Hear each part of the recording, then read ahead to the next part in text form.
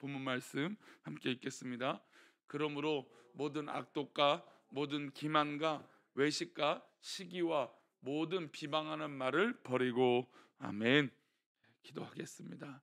하나님, 오늘도 귀한 하루를 살아갈 때에 하나님 정말 주님께 달려가는 그 믿음으로, 또 십자가를 지는 그 믿음으로 하나님 우리가 주 앞에 잘하고 승리할 수 있도록 복을 내려 주옵소서. 하나님, 우리가 주님의 십자가를 지며 주님 닮은 모습으로 우리가 정말 하나님 앞에 기쁨이 되고 빛이 나기를 원하오니 하나님 우리를 붙들어 주시고 또 우리의 연약한 모난 모습을 깎아 주셔서 주님을 닮은 형상으로 늘 주님께서 기뻐하시는 자리로 우리를 붙들어 주옵소서. 이 시간 아버지 앞에 드려진 1,000번째의 제물과 또 범사에 드려진 예물을 주님 기뻐 받아 주옵소서. 말씀 가운데 함께하여 주실 것을 믿사옵고 거룩하신 예수 그리스도 이름으로 기도 올리옵나이다. 아멘. 어제 이제 월드컵 경기를 보면서 우리나라 선수 참 잘한다. 물론 뭐 이겼으면 더 좋았겠지만 정말 잘한다라는 생각이 들었습니다. 물론 조금 결정적인 순간도 아쉽고 하지만 열심히 뛰는 선수들의 모습을 보니까 저렇게 잘 달리고 잘 뛰고 정말 잘 차는 모습이 대단하다라는 생각이 듭니다. 축구 선수들이 매년 이렇게 성장하는 모습을 보면 참 멋지죠. 만약에 정체하고 있거나 또 축구 수준이 올라가지 않으면 아마 우리가 응원하는 맛은 없을 거예요. 그러나 이렇게 날마다 뭔가 기대하게 만들고 또 뭔가 성장하는 모습은 이 박수를 쳐줄 수 있는 그런 영향력을 가지는 선수들이 아마 될 것입니다. 선수 개인의 입장에서도 성장을 하기 위해서는 여러 가지 하겠죠. 열심히 달리기 연습을 한다든지 공을 차는 연습을 한다든지 또 여러 가지 뭐 팀 전술 훈련을 한다든지 어떤 훈련들을 계속 해야 됩니다. 훈련을 하지 않고 성장을 한다는 건 사실 있을 수 없는 일입니다. 많은 사람들은 내가 원래 잘하고 있는 것이 있으니까 또 내가 잘하니까 어느 순간 딱 하니 잘할 거라 생각하지만 절대 그런 일은 사실 일어나지 않습니다. 만약에 그런 일이 일어나더라도 그건 정말로 하나님의 축복이고 정말 하나님의 사랑하는 섭리이지, 우리가 어느 순간에 단순간에 잘한다? 이것은 사실 있기는 어려운 일입니다. 그 선수들이 뭐 운동 실력을 키우기 위해서 그것만 하는 것이 아니죠. 먹는 것도 잘 먹습니다. 정말 이 다양한 보양식을 먹고, 그러니까 선수들이 보양식이라고 먹는 것은 우리가 생각하는 것 상상 이상으로 먹습니다.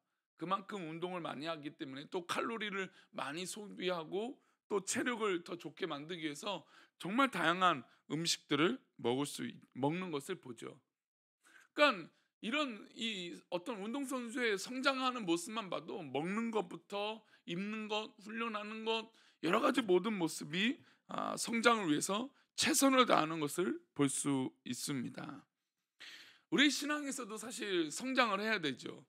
우리 신앙이 그냥 그대로 있고 우리가 뭐 과거에 은혜 받은 그것으로만 족하면 안 되는 겁니다.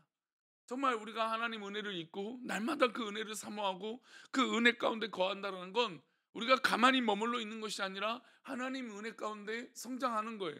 방금 찬양했던 것처럼 십자가를 질 수 있나라고 하는 질문은 우리 가운데 계속 되어지는 거예요. 근데 우리가 신앙이 왜 멈춰 있느냐면 한 번 졌던 그 십자가로 만족하고 있기 때문이에요. 한 번 그냥 뭐 주님처럼 십자가 달려 죽었다는 게 아니라 시몬처럼 그냥 지나가다가 십자가를 한번 이렇게 짊어져 본 거예요. 근데 그게 우리 신앙의 경험의 전부가 돼서는 안 된다는 것이죠. 언제나 우리에겐 십자가가 도처에 있어요. 우리 신앙생활 가운데 십자가가 얼마나 많습니까? 그 도처에 있는 그 십자가를 지려고 할 때 우리가 어떤 자세로 져야 되느냐, 어떻게 하면 이 믿음으로 성장하느냐, 오늘 본문 말씀은 그것을 이야기하고 있어요. 우리 1절 말씀 다시 보겠습니다. 1절입니다. 시작.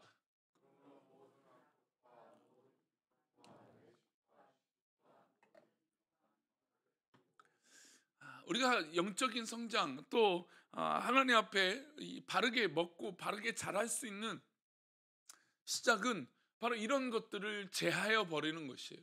악독과 모든 기만, 그리고 교만, 외식과 시기야 또 비방하는 말을 버려야 된다는 겁니다.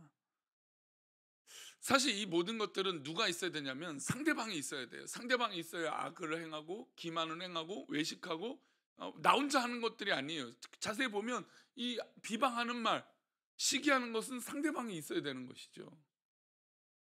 근데 남을 시기하고 비방하고 뒷담화하는 것은 참 순간은 참 즐겁고 재미있습니다. 그런데 그 과정을 통해서 자신의 영혼이 상하고 있다는 것을 기억해야 됩니다. 그 과정은 짜릿해요. 돌아 생각해 보면 허무하고 공허합니다. 내가 오늘 무엇을 하고 살았나? 내 입으로 남을 원망하느라 영적 성장을 위해서 아무것도 한 것이 없는 것처럼 느껴지는 게 바로 이런 것이죠. 얼마나 허무한지 몰라요. 누군가를 비방하고 욕하는 것은 그 자체로 내 영혼을 정말 침체시키는 일이라고 우리는 기억해야 됩니다. 그러면 영적 성장을 위해서 이런 것들을 버리고 우리는 무엇을 해야 될까요? 우리 2절 말씀 이어서 보겠습니다. 시작. 갓난 아기들 같이 순전하고 신령한 젖을 사모하라. 이는 그로 말미암아 너희로 구원에 이르도록 자라게 하려 함이라. 어린 아기들은 부모의 어미의 품을 떠나서 살 수 없습니다.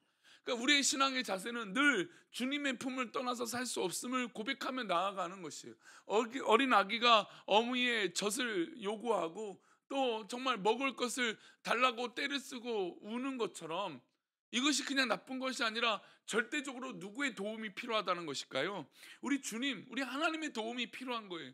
우리들은 이미 자란 것이 아니라 앞으로 아기인데 자라나야 될 그런 존재라는 것이죠. 그러면 우리는 우리 스스로 이 먹을 것들을 해결하는 것이 아니라 신령한 젖을 우리 주님께서 주시기를 위하여 간구하고 기도하고 나아가는 것이죠. 그런 모습이 있을 때 우리가 구원에 이르도록 자라게 된다는 것입니다. 베드로 역시 주님을 만났을 때 그때 다 완성됐을까요? 아니죠. 수많은 제자들도 그것이 다 완성된 것이 아니에요. 우리가 잘 알고 있는 그렇게 멋지게 변화된 바울 사도도 계속해서 그 사역을 통해서 자라게 된 것을 보게 됩니다. 맨 처음 제자들이 예수님을 만났을 땐 정말 아기와 같은 신앙의 모습이었어요. 그러나 점차 주님과 동행하고 또 때로는 굴곡이 있죠. 넘어지기도 하고 정말 실패의 쓴맛을 보고 또 회개의 정말 그런 과정을 통하고 또 성령의 충만함을 받고 나서 그가 주님 앞에 자라게 되는 이런 모습들을 보게 되는 것이죠. 그리고 지금 오늘 본문을 보면 베드로 사도가 흩어져 있는 이 그리스도인, 정말 예수님을 믿는 사람들에게 편지를 쓰면서 어떻게 해요? 격려하고 있잖아요. 그러니까 이렇게 자라게 된 이 멋진 신앙의 자세는 바로 주님의 신령한 젖을 먹었기 때문이라는 것이죠. 은혜를 받았기 때문에 이가 이런 과정으로 성장하게 된 것입니다. 그러면 우리의 영적인 성장의 목표는 어디까지일까요? 우리 5절을 보겠습니다. 함께 읽겠습니다. 너희도 산돌같이 신령한 집으로 세워지고 예수 그리스도로 말미암아 하나님이 기쁘시게 받으실 신령한 제사를 드릴 거룩한 제사장이 될지라. 어디까지 자라야 됩니까? 거룩한 제사장이 되도록 자라야 돼요. 우리 모두 다 그렇습니다. 너희가 산돌같이 신령한 집으로 세워지고 예수 그리스도로 말미암아. 우리의 신앙은 계속해서 예수 그리스도로 말미암아야 돼요. 어느 순간부터 내가 아니면 안 되고, 내가 말하지 않으면 안 되고, 내가 그것에 참여하지 않으면 안 되고, 내가 알지 않으면 그것들이 이루어지지 않는 것처럼 살면 안 되는 것이에요. 우리는 주님으로 말미암아 살아가는 것이에요. 그래야 누가 기뻐 받아주세요? 하나님이 기뻐 받아주시는 것이죠. 하나님이 기뻐 받아주시는 제사를 드릴 수 있는 그런 모습이 어떻습니까? 거룩한 제사장 아닙니까? 하나님이 기쁘게 받으실 신령한 제사를 드릴 그런 영적인 제사장이 되도록 우리가 정말 그리스도로 말미암아 나아가는 것이에요. 그러면 우리 안에 뭘 회개해야 될까요? 그리스도로 말미암지 않은 것을 회개해야 되죠. 거룩한 제사장이 되도록 성장하라고 말씀하고 있습니다. 제사장은 혈통상 누구만 될 수 있을까요? 레위인만 될 수 있습니다. 그런데 베드로가 거룩한 제사장이 되기까지 성장하라고 말씀하는 이유는 뭘까요? 그 9절 말씀을 보면 이해가 됩니다. 우리 9절 말씀입니다. 함께 읽겠습니다. 그러나 너희는 택하신 족속이요 왕 같은 제사장들이요 거룩한 나라요 그의 소유된 백성이니 이는 너희를 어두운 데서 불러내어 그의 기이한 빛에 들어가게 하신 이의 아름다운 덕을 선포하게 하려 하심이라. 왕 같은 제사장들이 되라고 말씀하고 있습니다. 그러면 이것은 혈통에 초점을 맞춘 것이 아니라 바로 제사장의 역할과 기능에 초점을 맞춘 것이에요. 제사장은 하나님과 백성 사이를 연결해주는 중재자의 역할을 하는 것이에요. 우리가 믿음을 가지고 순전하고 신령한 젖을 먹고 성장하면 믿음의 어린 자를 하나님과 이어주는 중재자가 될 수 있습니다. 이는 베드로 자신을 가리키는 말씀이죠. 그는 믿음이 어릴 때는 주님께 혼나고 사탄이라고 하는 책망까지 받았습니다. 하지만 순전하고 신령한 젖을 사모하고 성장한 후에는 어떤 사람이 됐습니까? 영적 지도자가 됐죠. 그래서 믿음이 어린 자를 하나님께 연결해주는 그런 제사장의 역할을, 그 기능을 감당한 것입니다. 오늘 우리는 이 말씀을 통해서 어디까지 성장해야 되는지 살펴야 됩니다. 하나님, 나는 어디까지 성장해야 될까요? 내가 우리 사랑하는 우리 교회에서 어떤 역할로 해야 될까요?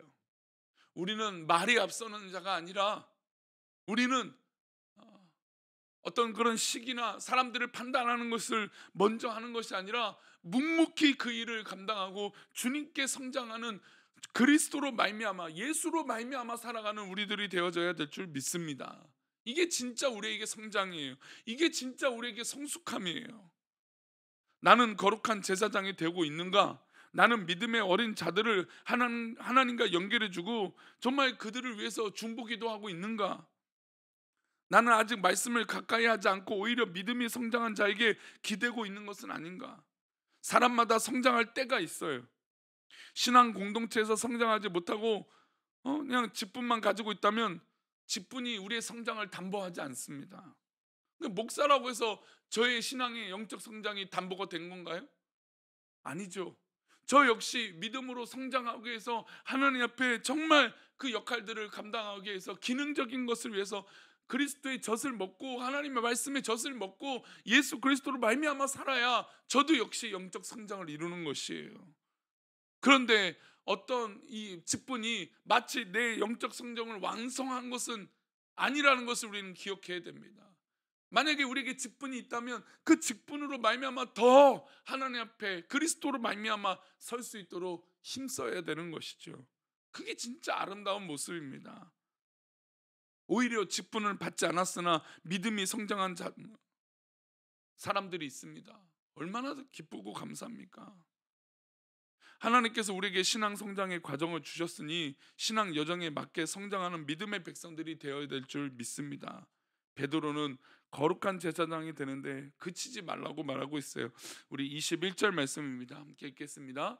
이를 위하여 너희가 부르심을 받았으니 그리스도도 너희를 위하여 고난을 받으사 너에게 본을 끼쳐 그 자취를 따라오게 하려 하셨느니라. 거룩한 제사장, 왕 같은 제사장에만 그치지 말고 이제 어디까지 그 자취를 따라가는 겁니까? 예수님의 발자취를 따라 살아가는 것입니다. 바울 사도가 에베소서 4장 15절에도 이런 비슷한 말을 했어요. 지금 베드로 사도가 이런 말을 했지만 이 바울 사도도 이 에베소서 4장에서 이런 말씀합니다. 오직 사랑 안에서 참된 것을 하여 범사에 그에게까지 잘할지라. 그는 머리니 곧 그리스도라. 즉 우리의 성장의 이 가치와 방향은 예수님으로 있다라는 것이죠. 예수님을 향하여 있는 것이 바로 우리의 신앙의 모토고 신앙의 방향이고 신앙의 이유예요. 우리는 누구도 아니고 어떤 이유도 아닙니다. 오직 그리스도로 있는 것이죠. 오늘도 우리 이 새벽에 말씀을 기억하면서 우리가 그리스도로 말미암아 우리 그리스도로 향하여 달려가기를 축복합니다. 주님께로 향하여 달려갈 때 우리 모든 것들이 정리가 되는 거예요. 지금 우리가 어디를 향하고 달려가고 있는지 돌이켜 봅시다. 우리 자신 한번 살펴봅시다.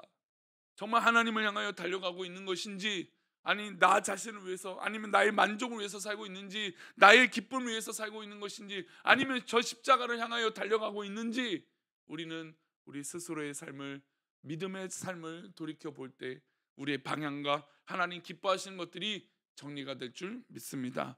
오늘도 주님을 향하여, 우리의 목표가 되시는 예수님을 향하여, 그리고 또한 우리 그리스도로 말미암아 살아가는 놀라운 은혜가 우리 가운데 있기를 축원합니다. 기도하겠습니다. 하나님, 우리의 성장의 방향이 그저 어떤 것을 이기고 또 어떤 것보다, 어떤 누구보다 나아지는 것이 우리의 목표가 아니라, 우리의 목표는 그리스도이고 우리의 꿈은 그리스도로 말미암은 것이고 우리의 성장도 그리스도로인 줄 믿습니다. 그러면 우리의 역할도 역시 그리스도의 역할인 줄 믿습니다. 우리가 그런 역할을 정말 끝까지 감당함으로 성장하여 하나님 기뻐하시는 자리에 있을 수 있는 우리 모두가 되게 도와주옵소서. 오늘도 인간적인 모든 판단과 생각과 계획들을 내려놓고 오직 주님께서 기뻐하시는 자리로 우리를 붙들어 주옵소서. 주께서 우리와 함께 하시고 인도하여 주실 것을 믿고 감사하며 거룩하신 예수 그리스도 이름으로 기도 올려옵나이다. 아멘. 하늘에 계신 우리 아버지여, 이름이 거룩히 여김을 받으시오며 나라의 임하옵시며 뜻이 안에서 이룬 것 같이 땅에서도 이루어지이다.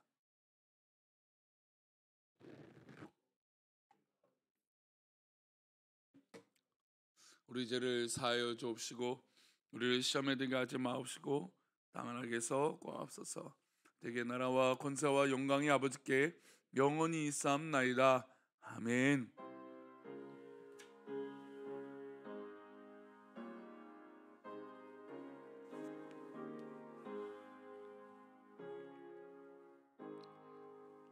오늘도 말씀을 기억하면서 그리스도로 말미암아 또 그리스도가 우리 주님께서 기뻐하시는 그 자리에 늘 있는 우리 믿음의 하루가 되시기를 축원합니다. 오늘 내일 우리 김장이 있습니다. 오늘 또 재료를 준비하고 우리 토요일은 또 많은 성도들이 오셔서 함께 이 일을 기뻐히 준비하고 또 함께 교제하고 또 봉사하는 기쁨을 누리시기를 축원합니다. 함께 기도하시다가 각자 돌아가시도록 하겠습니다. 기도합니다. 아버지 함께 해주시옵소서.